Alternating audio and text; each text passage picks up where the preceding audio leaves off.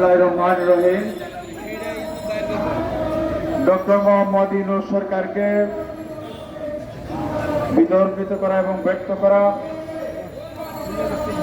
জন্য যে ষড়যন্ত্র চলছে সেই ষড়যন্ত্রের প্রতিবাদ এবং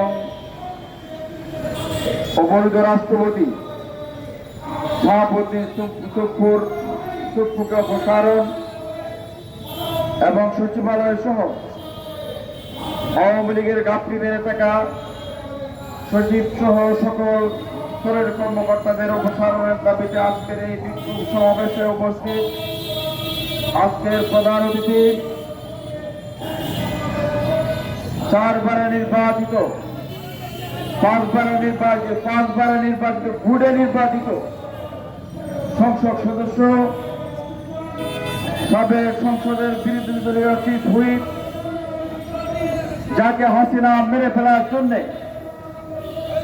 পুলিশের হারুন বিপ্লবকে নিয়োগ দিয়েছিল, তাকে মেরেই ফেলেছিল। আল্লাহর অশেষ রহমতে তিনি বেঁচে রয়েছেন। আমাদের নেতা, আমাদের অভিভাবক জননেতা জয়নুদ্দিন ফারুক উপস্থিত রয়েছেন। চলমান গণতান্ত্রিক আন্দোলনের সম্মুখ সারির নেতা জননেতা ডক্টর ফরিদুজ্জামান ফরহাদ উপস্থিত রয়েছেন। 90-এর সরিষার বিরোধী আন্দোলনের অন্যতম সংগঠক ঢাকা কলেজের বিএনপির স্বেচ্ছাসেবক বিষয়ক সম্পাদক জনাব শরাফত আলী সফু ভাই এবং মাওলানা নেসারুল হক এবং আমাদের সম্মানিত নেতৃবৃন্দ, আমাদের সংগঠনের নেতৃবৃন্দ, সাংবাদিক বন্ধুগণ, আমি আমার সংগঠনের পক্ষ থেকে দীর্ঘ সময় আপনারা এখানে দাঁড়িয়ে আছেন সাংবাদিক ভাইদেরকে আমি আন্তরিকভাবে অভিনন্দন জানাই। আজকে এই শাহাবুদ্দিন চুপ্পু সম্পর্কে কথা বলতে হয়, সেটা লজ্জাজনক। প্রশাসনের গাপটি মেরে থাকা সচিব সহ প্রশাসনের কর্মকর্তাদের সম্পর্কে কথা বলতে যে আমাদের লজ্জা পেতে হয়।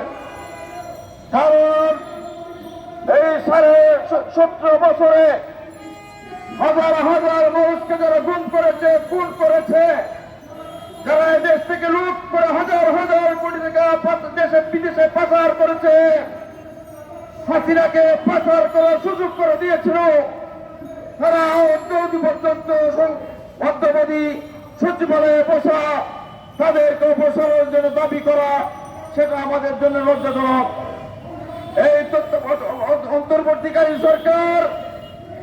অন্তর্বর্তীকালীন সরকার ডক্টর মোহাম্মদ ইউনূস সহ যারা আছেন তাদেরকে মনে রাখতে হবে, আপনারা কি রক্তের সাগরের উপরে বসে আছেন।